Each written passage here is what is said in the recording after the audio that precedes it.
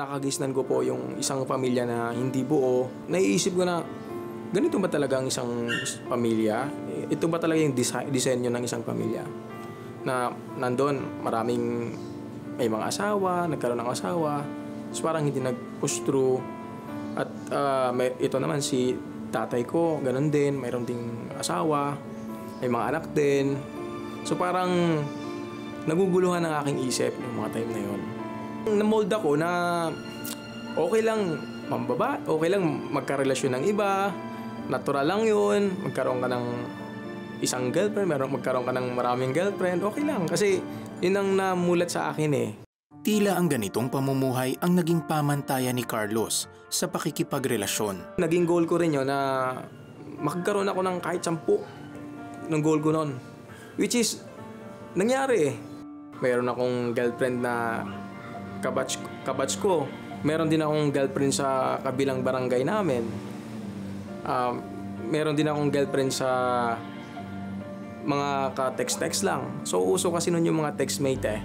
So, maraming way na parang hindi na ma-manage mo siya kasi malalayo sila eh. Yung bang hindi kayo lagi nakikita, magkikita lang kayo kung gusto niyo magkita. So, ganun yung naging lifestyle ko. Tapos, para bang feel na feel ko, niyayabang ko yun sa sarili ko. Hindi talaga siya love. Parang accomplishment lang na may goal mo lang na gusto mo lang gawin, walang kasamang puso. So, will lang ng katawan talaga. Hanggang sa nakilala niya si Myra. Nabuntis niya ito at pinanagutan niya. Nagsama sila alang-alang sa bata. Nung nalaman ko yun, talagang parang dinagukan ako eh. Kasi, syempre ang unang naisip ko nung time na yon, paano na to? Paano na yung lifestyle ko? Ang pambababae ni Carlos ang madalas na dahilan ng kanilang pag-aaway. Maraming beses mang nabuko si Carlos, nagpatuloy pa rin siya dito. Napakasimple na, napakadali lang sa akin magsabi ng promise. Parang promise, hindi ko na ulitin. Promise, hindi na talaga, wala na kami, ganoon. Wala na kaming komunikasyon, pinutuloy ko na yung lahat. Ganon lagi yung pinapangako sa kanya. Ngunit mayroong isang babae na taga Cebu ang hindi niya mabitawan. Kahit nanganak na ang kanyang kinakasama, nagpatuloy pa rin siya sa pambababae. Pilit ko siyang pinapaniwala na wala na. Tapos na lahat, wala na. Tapos na yung communication namin, talaga pinutol ko na wala na. Pero ang katotohanan, tuloy-tuloy pa rin. Carlos naman. Ano? Nakita ko sa cellphone mo, ang dami mong ka-text. Pero hinayaan ko. Alang-alang sa anak natin. Carlos, huwag mo naman iwan. Text, wala akong text. Ang dami mo Wala akong text, ang kulit! Nag-decide ako na gusto ko na makipaghiwalay. Talagang yung pag-aaway namin, minsan naisip ko din na ako din minsan ang may gawa. Parang gusto ko rin talaga makipag-aaway, Gumagawa na lang ako ng butas para mag-aaway kami. Magkagayon man, isang kaibigan na may malasakit sa kanilang pagsasama ang nagpakilala kay Carlos sa isang pastor na tumulong sa kanya upang maunawaan ang kahulugan ng buhay. Ginabayan siya nito na makilala ang Panginoong Hesus. Bagamat hindi naging madali ang pagbabagong buhay, napagtanto ni Carlos na ang pagiging mabuting ama at asawa ay matatamo lamang sa pamamagitan ng pagtanggap kay Hesus bilang Diyos at tagapagligtas. Naging daan ito upang mamayani ang kapatawaran at pag-ibig sa kanyang pamilya. Napatawad ko yung asawa ko po sa pamamagitan po syempre ng tulong ng Panginoon and syempre po sa guide din po ng aming pastor. Biglang sabi ko, ano ba itong nagawa ko sa buhay ko? Bakit ko nagawa sa pamilya ko to? Inano talaga ako ng Lord na balikan mo na yung mag-ina mo. Kasi may purpose ako para sa'yo. Ramdam ko talaga yung prayer eh. Yung nandun yung pagbaba ng Holy Spirit sa akin, talagang nawala lahat. Na-wash out lahat ng mga isipin ko na kung ano man yung mga iniisip ko na para sa pangmaterial, para sa akin, para sa kabutihan ko lang. Na-wash out lahat yon. Itinama din nila ang kanilang relasyon at nagdesisyon silang magpakasal. Sa hirap at ginawa, sasamahan kita at pagsisilbihan kita at mamahaling kita hanggat ako'y nabubuhay. Sa aming tatlong anak, mahal na mahal namin kayo ni Daddy and andito lang kami. Gagawin namin yung hindi namin sasabihin na gagawin or bibigay namin lahat. Kundi sasabihin na gagawin at ibibigay namin yung kaya namin sa tulong ni Lord. Sa ngayon, administrative supervisor ng isang real estate company si Carlos. Buo ang kanyang pamilya na naglilingkod sa Panginoon. Nagpapasalamat ako kay Lord kasi hindi niya po kami pinabayaan. Isa po siya talaga na tapat na Diyos. At yung pagmamahal po niya talaga is enough. Pag nandun ang Panginoong Hesus sa sentro ng isang pamilya, walang sino mang makakagapi, walang sino mang makakapagpa-down, walang sino mang makakapaghiwalay ng isang pamilya na pinag-isa ng Panginoong Diyos. Grabe, no? Kasi with Carlos, he grew up thinking that that was the norm. That having a broken family, having multiple relationships and multiple children from different women, that was the norm. And it's so hard when that thinking has really been ingrained in your mind and in your soul, and that's how you live. But what's amazing and what's more powerful really is the power of God that breaks down these faulty thinking and allows us to, to experience His power and His goodness and transforms us so that we can live in a way that glorifies Him and in a way that blesses the people around us as well. So praise God for Carlos and his wife. Yeah, si Myra. And what's amazing is we saw that verse in the Bible where it says, do not allow the world to mold our minds, but we ought to transform our minds. And the only way we can transform our minds is if we allow the Word of God to be deeply implanted in one's heart. And that can only find its home when our hearts are truly surrendered to the Lordship of Jesus Christ. And if you're watching right now, siguro yun din ang struggle mo. I struggled with that in the past. God is a God of transformation. If He can change the sinner, He can surely change you. The question is, are you willing and do you want to change? If the answer is yes, then the Lord's going to do it for you. All you need to do is say, Lord, I surrender. Let's pray. Heavenly Father, those are the words I want to speak to you from the bottom of my heart. I declare to you now, I surrender. I surrender my life. I surrender my past. I surrender my sins. I surrender my habits. All the things that I thought was normal and okay, I choose to surrender them to you now. And I acknowledge, Lord, that I have lived such a very sinful life and I'm so ashamed of my past. So I ask you to forgive me. I ask you to cleanse me. I ask you to strengthen me. And this very moment, Lord, I open my heart's door and invite you, Jesus, to come into my life, to be my Lord, to be my Savior. Save me, Lord God, from my sins. Save me from my wretched ways.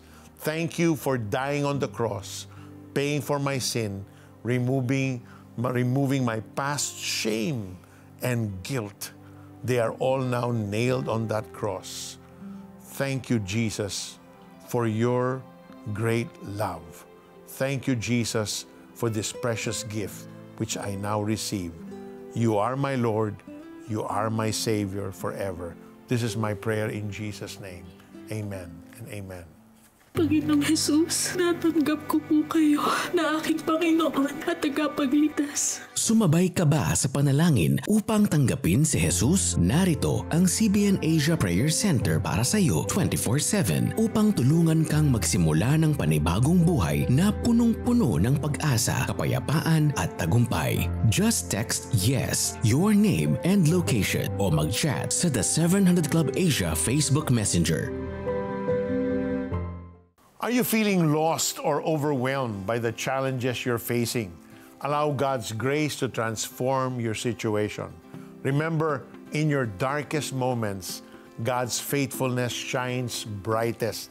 He reaches out to you, offering wisdom and strength for you to overcome challenges with courage.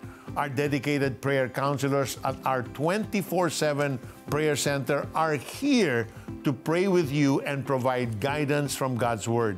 Take that step of faith and call them now. The number is on your screen. Sa mga sumusubaybay ng programang ito sa ibang bansa, pwede kayong makipag-usap sa mga trained prayer counselors ng Prayer Center gamit ang Facebook Messenger. I-type lang ang keywords sa 700 Club Asia. I-add din kami sa inyong social media accounts sa Facebook, Instagram at X, formerly Twitter. Good deeds ba kamo? Willing to help sa mga nangangailangan ng prayer and miracle, missionary training and medical services. Magagawa mo lahat ng ito bilang partner ng CBN Asia. Donate 1,000 pesos and you'll receive back and forth. Listen to Peter Kairouz and his sons engage in real talk. My children and I often get engaged in a lot of conversation. I still have questions for them that I reserve specially for you. A special prayer for fathers by Gordon Robertson to make a life-changing impact and become a CBN Asia partner today.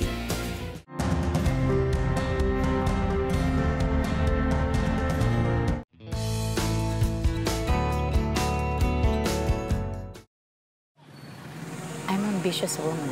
It so happened na sa sobrang taas ng pangarap ko, nakalimutan ko ang Panginoon. Nawala lahat. Naging bitter ako. I hate God. Para ano naging Diyos ka pa sa buhay namin ng mga tao? Bakit kailangan kong masaktan? Tila pinagtakluban ng langit at lupa si Julie nang malugi ang kanilang negosyo, kabilang na ang kantin na malakas kumita. Nagsimula ito nang siya ay magkaroon ng mild stroke. I'm very selfish kasi gusto ko yung lahat ng best sa akin. Gusto ko nga lahat always on top ako. Masyado kong sinakal yung mga anak ko. Ayoko rin silang makipaglaro sa mga parang medyo mababa ang level ng life. Masyado kong bulag sa ibang tao. I don't trust anyone. I'm very much perfectionist. I'm very dominant. Masyado kang sarcastic. Ano nangyari, kuya? Ano mo kubos yan? I don't want to share other people. Gusto ko yung sa amin lang, kami lang ang mag-enjoy. Masyado kong madamot. Ang nooy marangyang buhay ay unti-unting nawala. Maging simpleng pagtayo sa sariling mga paa ay naging imposible na. Dagdag sa sobrang kapagurang nagresulta sa stroke ang sama ng loob na dulot ng problema nilang mag-asawa. Yung husband ko siguro nasakal din siya sa akin in a way na kasi gusto ko yung kanyang trabaho, yung kanyang future, parang ako yung gustong mag-hold. Naghanap siya ng ibang babae na hindi ko matanggap during the time na masisira yung family. Gusto kong mag-commit ng suicide, yung gusto kong mamatay na ako. Kung ganito na lang ang life ko, magpamatay na lang ako. Anong use ko pa? I'm not able. I cannot do anything. Subalit, sa kabila ng pagkaparalisa at depresyon, unti-unting nabubuksan ang isipan ni Julie sa isang pinakamahalagang bagay. Dahil ito sa gabi-gabing pagsubaybay at pakikinig sa The 700 Club Asia. There's a person right now who's just about to commit suicide. People who cannot walk, people who can't lift their arms, whatever it is, just step out in faith, rise up. In the name of Jesus, that you would intervene in the lives of all of these that are losing hope. Sa sobra kasing katigasan ng puso ko, hindi ko pa talaga siya ina-adapt. But still, nauuhaw na ako sa kanya. Yung parang gutom na gutom ka. Pag nanonood ka ng TV, yung 700 Club, na the way that they pray for you, nababawasan yon. And it is slightly transform you. Sabi ko, Lord, this is the time. Kung talagang mahal mo ako, and kung talagang ikaw ay Diyos na nagpapagaling, prove it to me. I will serve you faithfully. And I will give my life to you. I will serve for your glory. Hindi yung pansarili kong interest to impress other people, is to serve you faithfully. Ang panalangin ito, bagamat imposible sa paningin ng kanyang doktor, ay naging posible nang matutong magpakumbaba at magkaroon ng relasyon sa Diyos si Julie. Sa loob ng 2 buwang therapy ay himala siyang nakalakad muli. Sa tulong ng The 700 Club Asia Prayer Center at church partner, lumakas ang loob ni Julie na harapin ang hamon ng bukas. Almost every day, 2 times akong tinatawagan. So, doon ko na-realize kung bakit mahal ako ng Panginoon.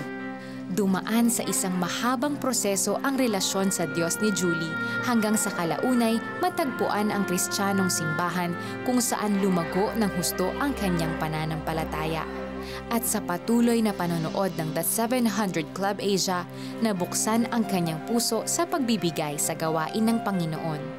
Bibigay ako. And I start giving 700 Club for 100 pesos. And the Lord will bless me. Unti-unti na maging magaan.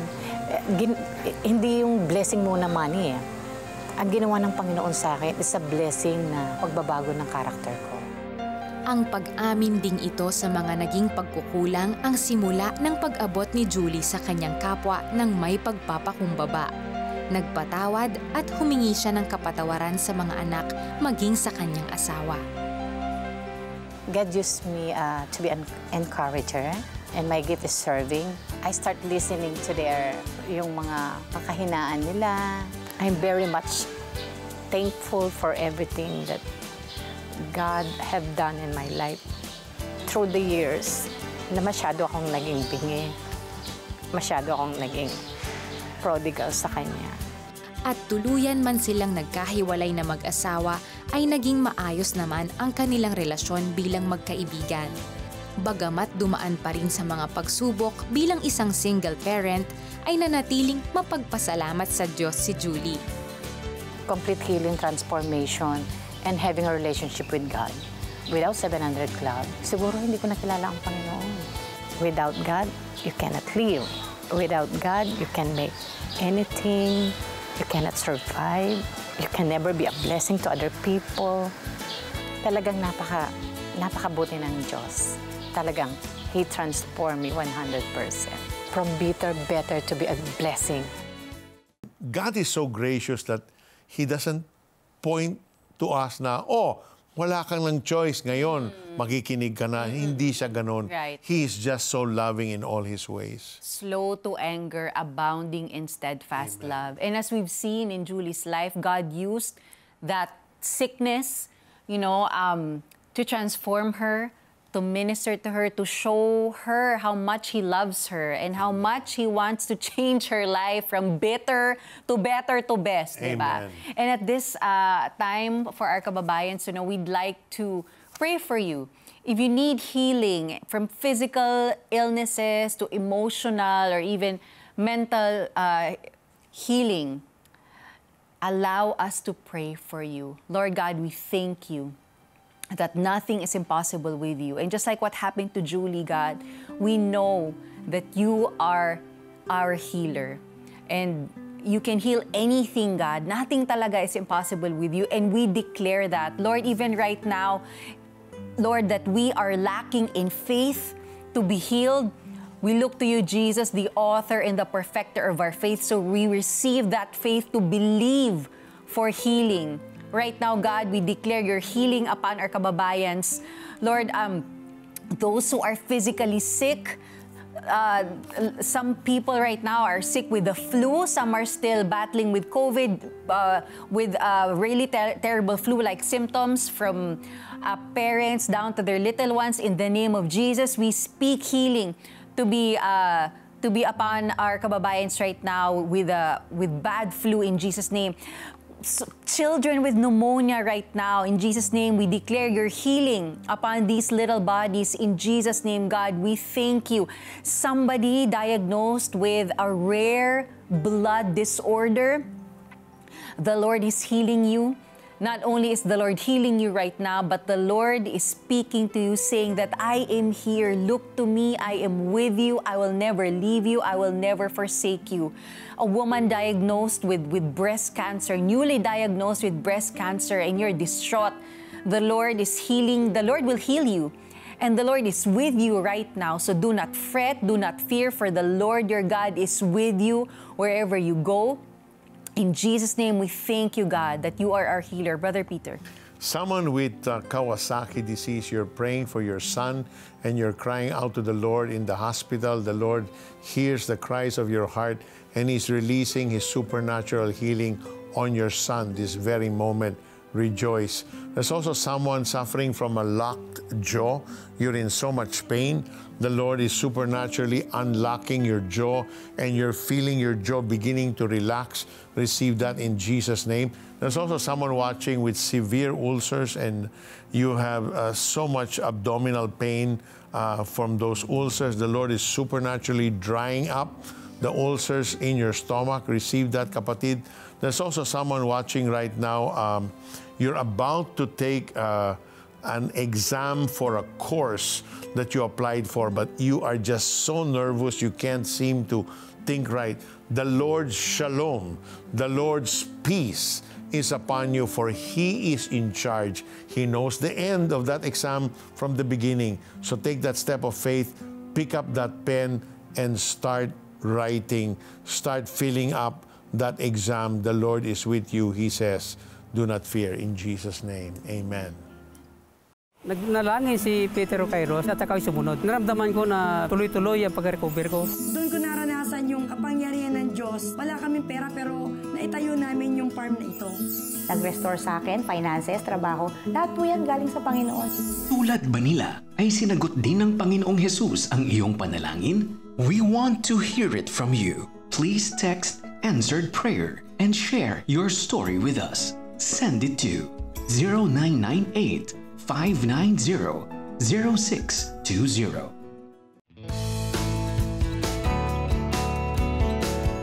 Magdodonate ako sa CBN Asia.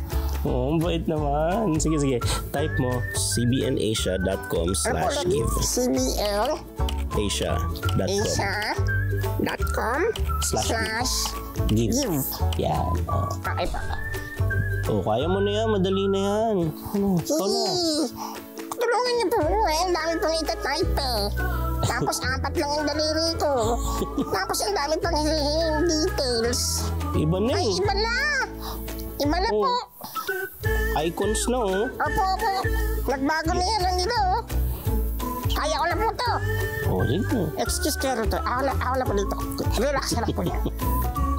Yan. Pagkatapos ko, kaya Rodel, ikaw naman po mag-donate, ha? Ikaw nga po, 5 daliri mo, di ka nag-donate, eh. Anong hindi? Kaka-donate ko lang, sa cellphone. Sobrang dali na pala. Ano pa hinihintay natin? Donate na!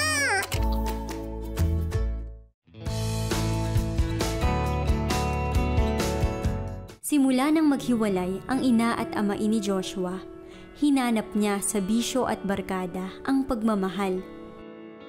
Bukod dito, nabuo rin sa kanyang puso ang inggit sa tuwing siya ay nakakakita ng kumpletong pamilya. Kaya naman ipinangako niya sa kanyang sarili, pag nagkapamilya ako, hindi ko hayaan magiging broken family kami. Kahit anong mangyari, gagawa ko ng paraan para maisalba namin or maisalba ko yung pamilya ko. Samantala, lumaki naman si Luisan sa isang buong pamilya, subalit malamig ang pakikitungo nila sa isa't isa. Nang magtrabaho, nauwi rin sa hiwalayan ang kanyang naging relasyon noon dahil sa kanyang pagtataksil. Para tuluyang makalimot, ginugol na lamang niya ang oras sa barkada at pagsusugal.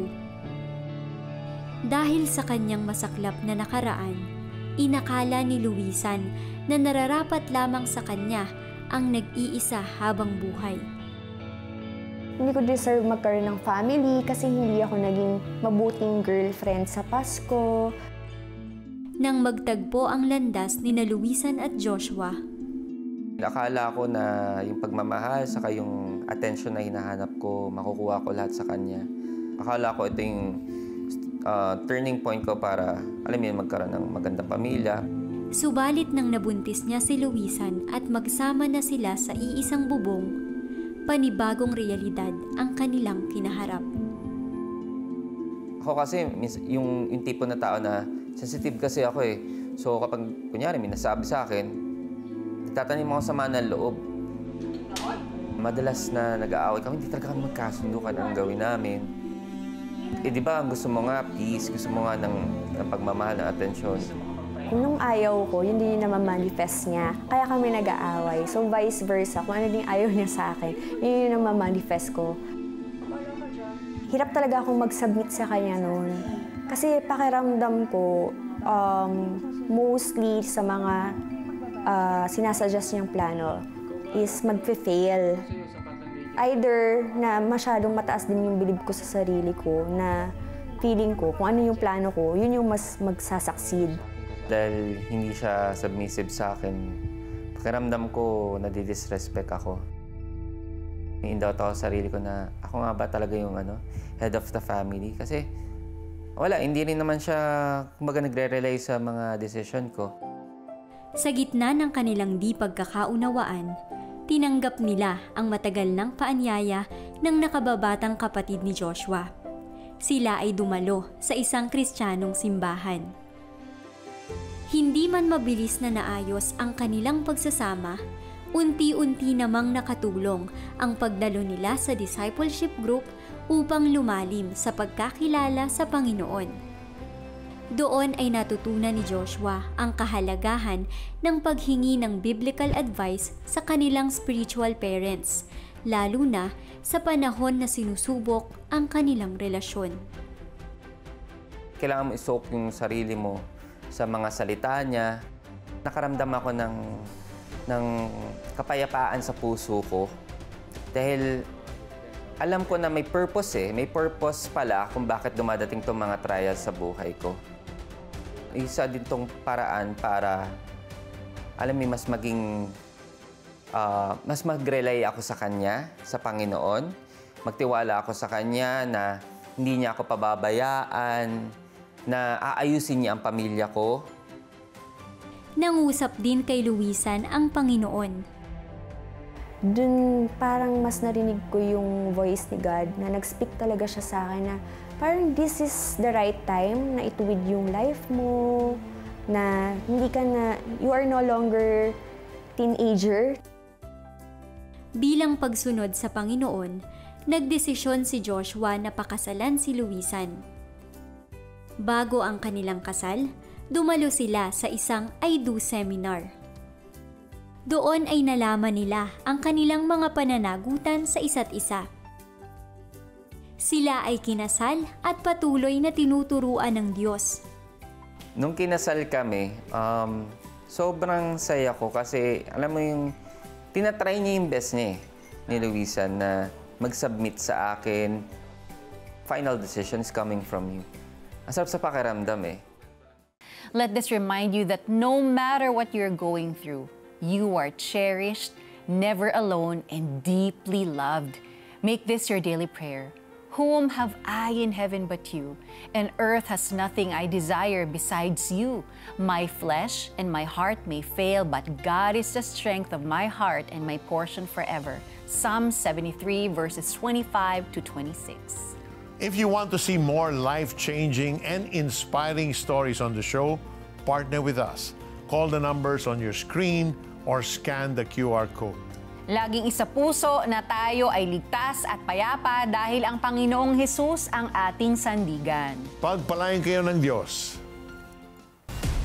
Batang naulila, ipinaampon at namaltrato. Matagpuan kaya ang tunay na pagmamahal? Minsang nasadlak sa bagyo ng buhay. Paano nila natagpuan ang kanilang shelter from the storm? Biyernes, alas 12 ng gabi sa GMA.